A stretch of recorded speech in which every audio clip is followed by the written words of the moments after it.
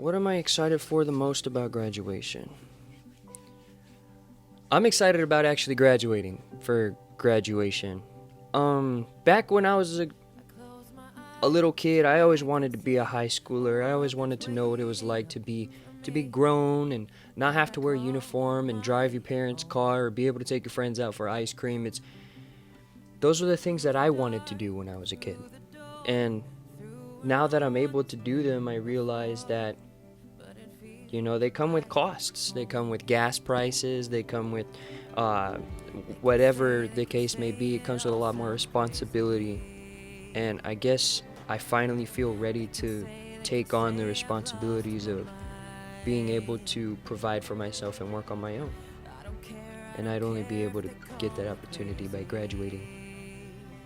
Otherwise, I'd be stuck here making more assignments. Or completing them anyways. But that's what I'm excited about. I'm excited to finally graduate so I can go out there and shape myself as the man that I want to be. Or I feel I'm supposed to be. Either one. What I'm most excited for about graduation is right after graduation, I'm going to boot camp for 13 weeks to become a United States Marine. My name is Thomas Goodall, and what I'm most excited for after graduation is being able to sleep in during the day. Hi, my name is Shay Weisner, and I'm most excited for after graduation is to be able to work full-time at my job. The thing I'm most excited for after graduation is being able to go to college and become an automotive technician, which is my passion. I like to work on cars. I'm Ruby Cicaidos, and what I'm most excited for after high school is new opportunities. I'm most excited for after graduation is going to ASU to attend Walter Cronkite School. What I'm most excited for graduation is going to college for my career going to.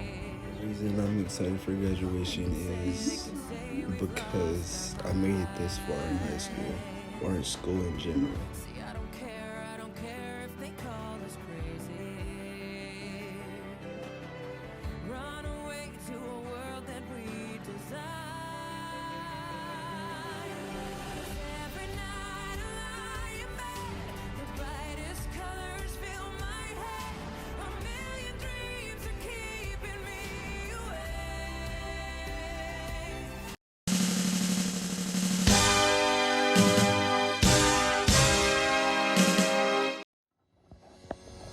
Hey Lobos, it's Isaac Taylor with Loyal Link here, and this is probably the last time you guys are going to see me, seeing as I'm a senior and I'm graduating in a couple weeks. But the last video I'm ever going to make, we're going to be talking about the hardest boot camp in the military, which is the Marine Corps boot camp. A little bit of knowledge you guys need to know if you're thinking about going to the Marines is the Marine Corps boot camp is 13 weeks long. Yeah, if you're big and strong, you may think you got it because it's a lot of physical work. It really is. But the most important aspect of the Marine Corps boot camp is your mental state. And you guys don't have to take my word for it. In all honesty, here are a couple freshly new Marines who just got out of boot camp. One is a former Lobo, Daniel Marquez, and the other is Private First Class, Harris, and here they are. Take it away, guys. Hello, I'm PFC Marquez. And Private First Class Harris. We both went to boot camp together. Went November 2nd, graduated February 12th. Boot camp, it's not as bad as people make it out to seem. At first, the first 2 weeks are like kind of scary because you're adjusting to a new environment. But once you get used to it into the routine, I'd say it gets easier. But it's definitely a lot more mental than it is physical. Absolutely. We had this one guy. He's probably one of the bigger dudes I've ever seen. Way stronger than I am, and he dropped out after like week 2. And that's when I realized it's all mental. Yeah, there's a lot of dudes. They look athletically fit. They're big. Like, oh, he looks like he could be a Marine. But they're just mentally not strong enough to make it through. I mean, it's just a lot of stress, I guess, that some people just can't handle. Just kind of the whole point of boot camp, kind of phase out people who can't handle it out, because military is just not for everyone. Yeah, just with the proper motivation, you could do anything. Just they came in not really having anything to motivate them and push them through. Yeah, I definitely gotta find something to motivates you to go from the beginning all the way to the end. Like, you lose focus on the motivation, but you just have to keep remembering why you want to join, why you're there. Yeah, for sure. A lot of people just forgot why they even got there, and like how they got there, and then they just quit. Yeah. Honestly, boot camp, it's the most fun you'll never want to have again. Yeah, definitely some of the funnest times of my life. Yep. And As shitty as it was. definitely made some of the best friends I probably could have ever asked for coming out of boot camp, like Absolutely. Harris. As you heard from Marines, guys, boot camp is fun. It really is, but as long as you have the right mental state. If you have the right mental state in boot camp, you can do anything. You can even graduate as a private first class. And in all honesty, Lobos, that's all the time I have today. Say it loud, say it proud, go Lobos. See you next time.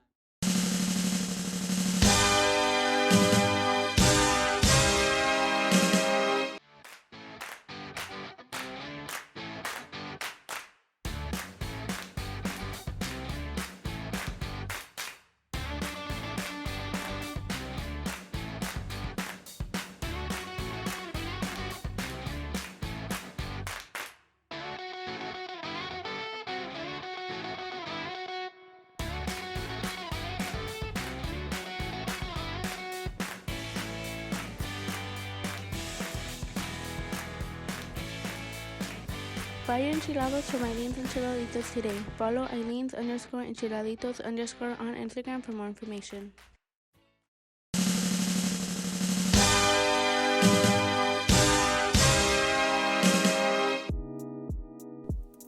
To make pretzels, start by sifting 2½ cups of bread flour.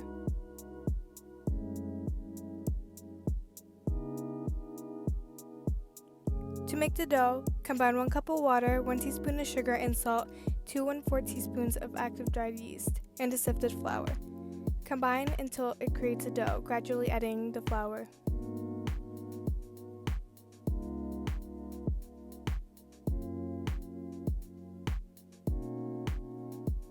Oil a large bowl and set aside the dough to rise covered for 30 minutes. To make the topping, combine 1 cup of boiling water and 2 tablespoons of baking soda. Pour the mixture in a 9x9 baking sheet. Spray a clean surface with olive oil, transfer the dough onto the surface and cut into 8 equal pieces. Let the pieces rest for 5 minutes uncovered.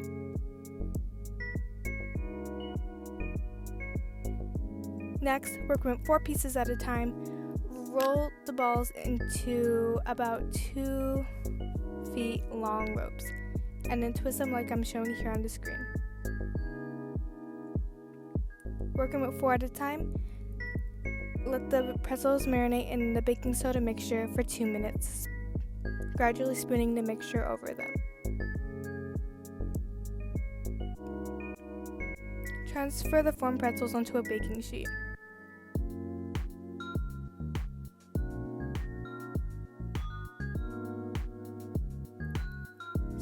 Sprinkle with coarse salt and bake for 9 minutes at 475 degrees. Spread 3 tablespoons of melted butter over the fresh pretzels. And that's it. Enjoy, Lobos!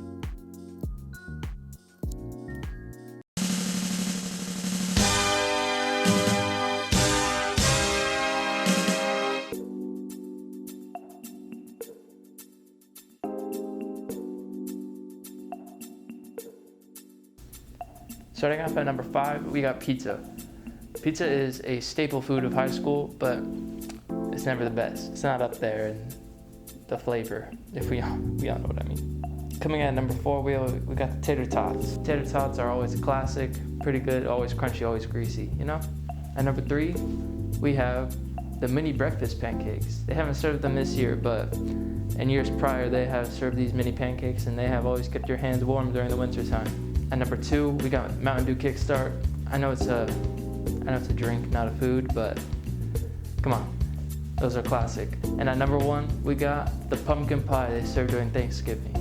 I don't know why, I always just found that to be my favorite item that was served during the school year. Have a good day, guys. My name is Shane. Peace.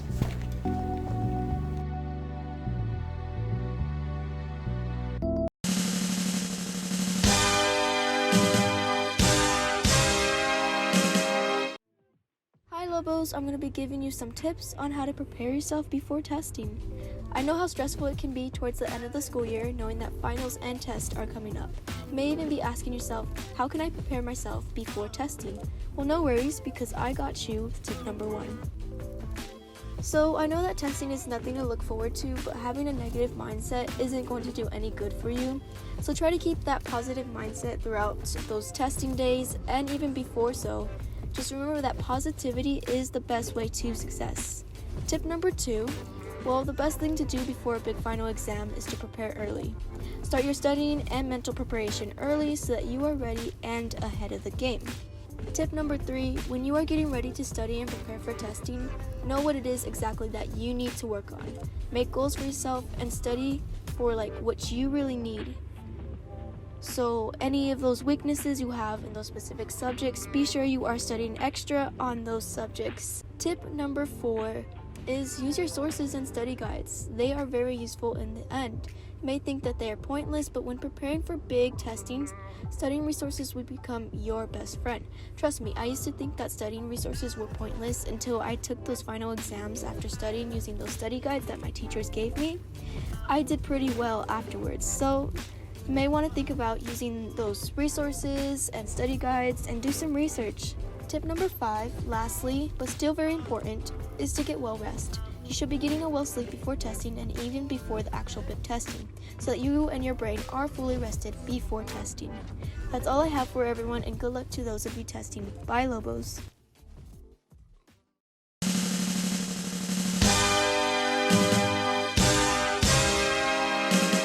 Hi, it's Sadiq, aka Sadi Tokyo, and today I'm going to be talking about one of the more refreshing Battle Royale games I've played in a while, in my opinion. Of course, the game we're going to be talking about today is Spellbreak. Spellbreak is a free-to-play, cross-platform, third-person shooter, but without any guns, or blasters. I don't know if I can say guns. Anyway, in Spellbreak, to defeat your opponents, you use gauntlets to cast spells, runes for extra abilities, and obviously a little skill. First, let's start off with spells. In the game, before you get into the match, it asks you to pick a gauntlet to start off with. The elements range from ice, fire, earth, electricity, wind, and toxic. Since they call me Steady Tokyo for a reason, I obviously choose electricity. It also has good combos, but I'll talk about that later. In the match, you can carry up to 2 gauntlets. Every gauntlet has an ability, as you see on screen. Those 2 circles indicate what my abilities are, and every time I use them, they go on cooldown. This is just so people don't spam one ability throughout the whole game. It makes it way more fun and balanced. Next off, let's talk about runes. Runes are things you pick up around the map to give you extra abilities, like extended flight, invisibility, which is my favorite, or teleportation. There's also many others, but I haven't personally tried all of them yet, so I don't want to give my opinion. Next up, let's go for gauntlet combos.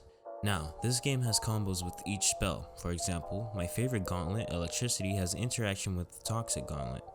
On the screen, you've probably already seen the interaction. But to explain it to you so you understand what is actually happening, I use the Toxic Gauntlet's fog ability and zap it with my Electric Gauntlet so it can combust and shock my opponents while poisoning them. This is obviously not the only interaction, but I want to leave room for you to try and figure out interactions on your own, since that is part of the fun. This game has so many nuances that it's kinda hard to talk about, but I feel like figuring out little tricks to get an edge is a part of the game. Also, cosmetics. If you want to look cool, there's that too. This game is also available on the Epic Games Store for free. Give it a shot. It's also available on PS4 and Xbox One. If you want to see more of me, I do have my own YouTube channel by the same name, Static Tokyo. I'm also uncensored on there. Not too much, but you know. It's come on. Yeah, I act like a teenager. Anyway, I'm out. Peace.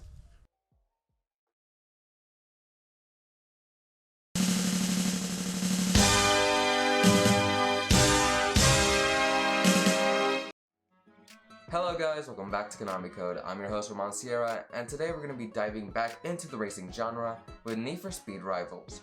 This game was developed by Criterion Games and Ghost Games, and the game was published by Electronic Arts, also known as EA.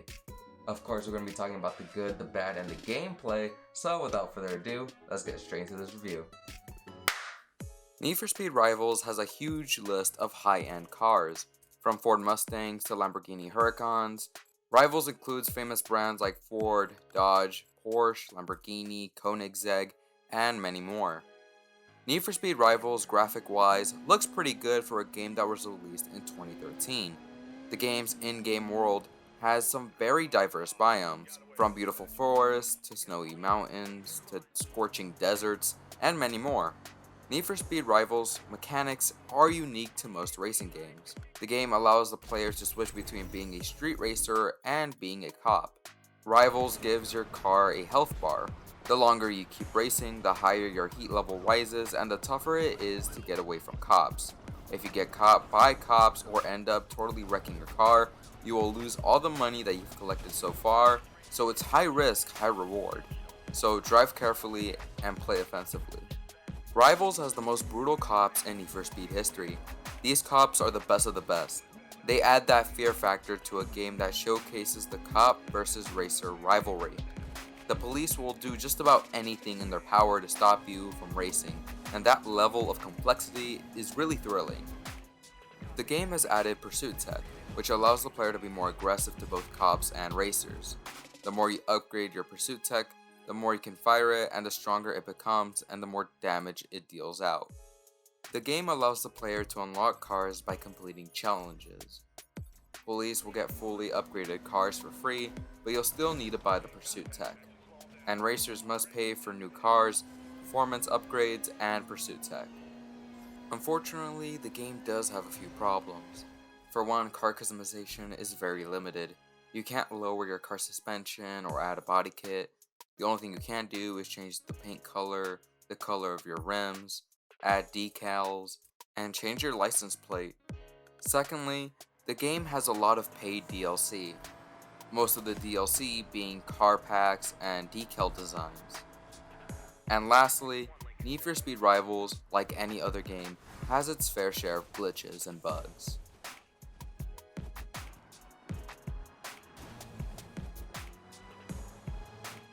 I rate Need for Speed Rivals a 7.5 out of 10. As Ghost Games' first entry into the Need for Speed franchise, they made a good first impression. The game is really fun yet challenging, the thrill of the chase is very present inside the game, and while Rivals isn't perfect by any means, it's still a good game for those who love the cop chases and Need for Speed. The game really makes the player learn the map and how to use the nearby environments to their advantage, and to that extent, it excels. The game is really a must-play for those who love Need for Speed, high-speed chases, and for those who love cars. Again, this was Konami Code, and I'll catch you all next time.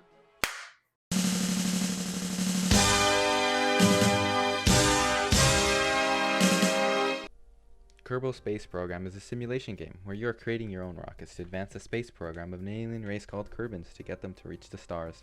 There are a few ways to play the game, where one, you can do sandbox mode and you can just mess around, make any rockets you want, just create giant structures if you wish.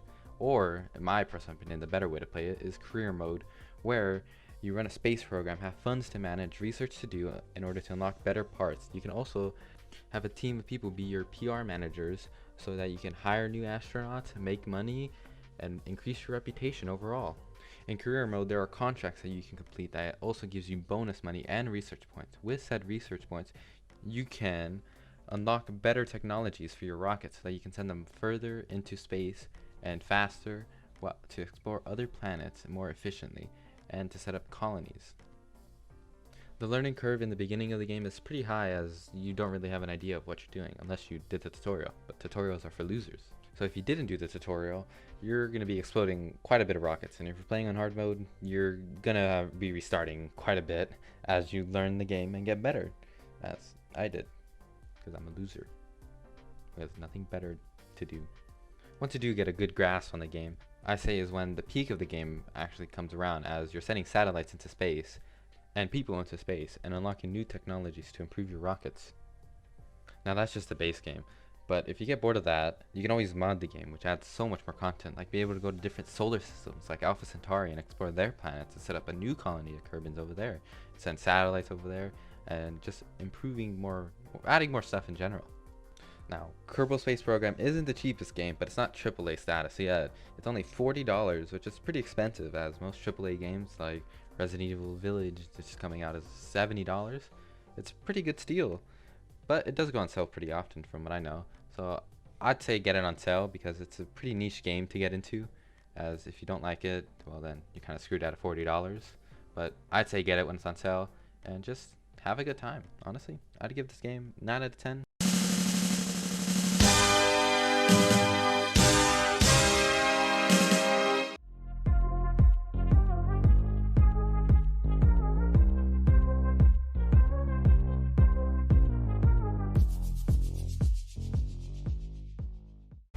My dad said, if anything happened, I should find someone I can trust. Are you someone I can trust? This is Those Who Wish Me Dead, a drama thriller in which Angelina Jolie plays a protector. She must protect this 12-year-old boy from twin assassins because he was a witness of a murder. This all takes place in the Montana wilderness. I want to make art. And I want to make trouble. Whether you have the killer instinct is the big question. I hope I do. This is Cruella. This is a comedy drama set in 1970 London amidst the punk rock revolution. Follows a young grifter named Estella, a clever and creative girl determined to make a name for herself with her designs. Ultimately, this movie is before she becomes the villain known as Cruella de Vil.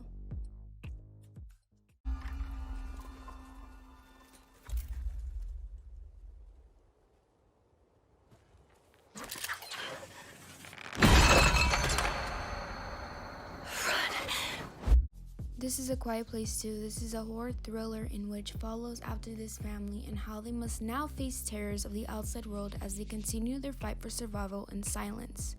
They are forced to venture into the unknown, and they quickly realize that the creatures that hunt by sound are not the only threats that lurk beyond the sand path. And that wraps me up. Hope you enjoyed the video.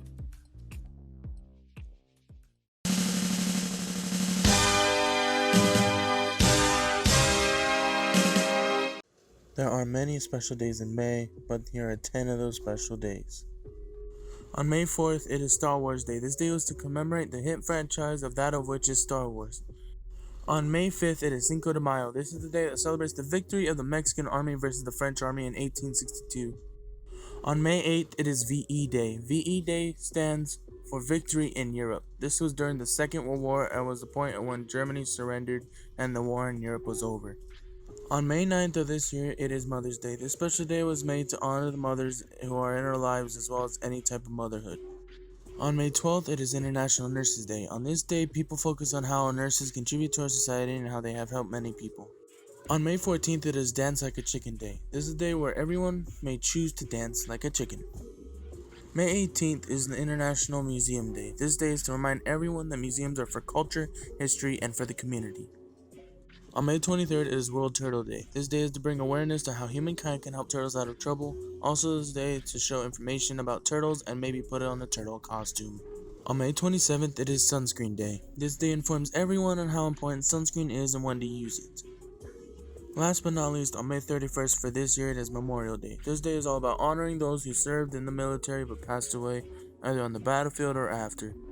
That will be all for this video, and I'll talk to you all later.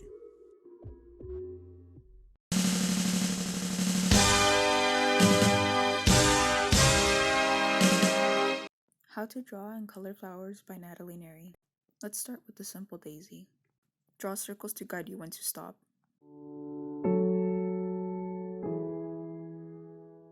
Draw round triangles and repeat the process. This is how I color. You can apply these tips to color your flowers or just have basic knowledge while coloring anything.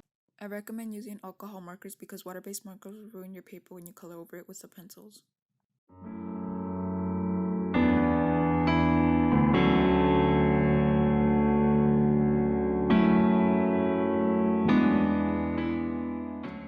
use a pencil to shade or a black colored pencil.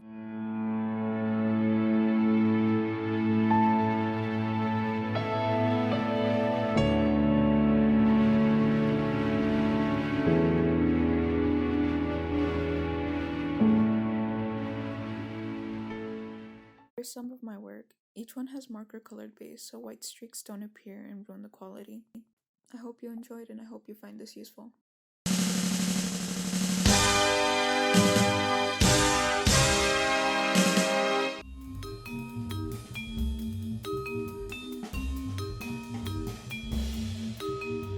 I want Alicia to do a media spotlight of me. That's my note. Alicia, if you see this, I don't want you to do a media spotlight of me. You're gonna embarrass me because I make a lot of mess ups.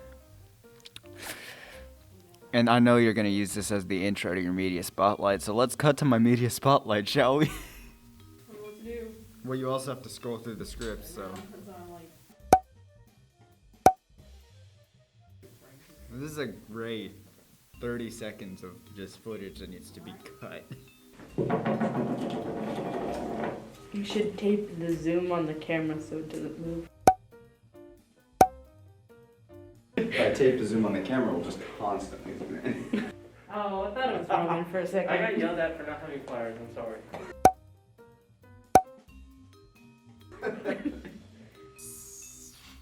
Smooth. Now we got this great studio. Unfortunately, my co-host Stefan could not be here. Ready? No. You forgot my script is over there. Yeah, it's far away where I can't reach it now. I almost called you Stefan. Tommy. Cool. Because Stefan's got a big boy announcement. Hey Lobos, for today's announcements, here is Roman Sierra's Welcome Back Rolls video. Oh. You don't need to say that part. I don't care, I'm giving you a hug. Ugh. Another day, another recording. Smooth! We still got love to give our young, dumb and broke, young, dumb and broke.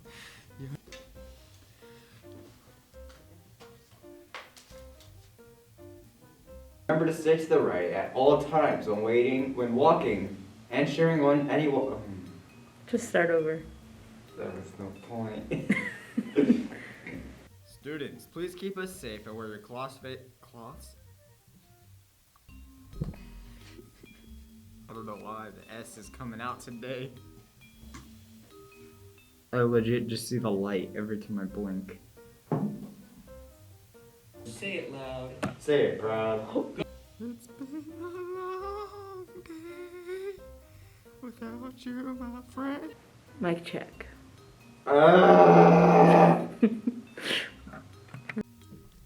Hi. What?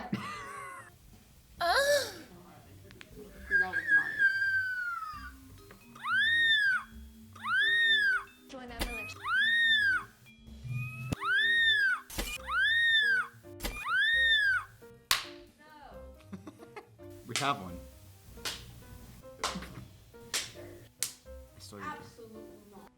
And I'm Tom. Oh, never mind. Go ahead.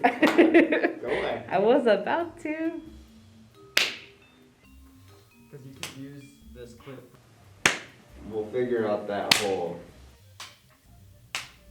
And my name is Thomas Goodall. Just restart. Where's the clap?